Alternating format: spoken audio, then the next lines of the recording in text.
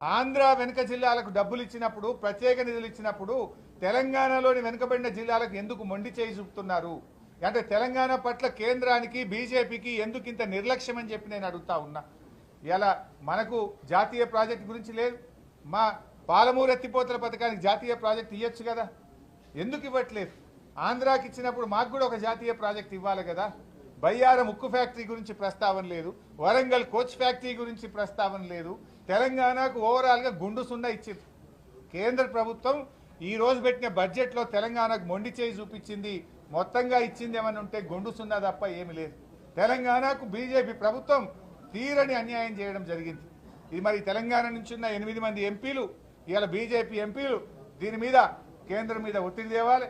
ఈ రాష్ట్రం నుంచి కేంద్రంలో ఉన్న మంత్రులు తెలంగాణకు జరిగిన అన్యాయం మీద స్పందించి ఈ రాష్ట్రానికి నిధుల్లో వాటా దేవాలని చెప్పి బీఆర్ఎస్ పార్టీ డిమాండ్ చేస్తుంది.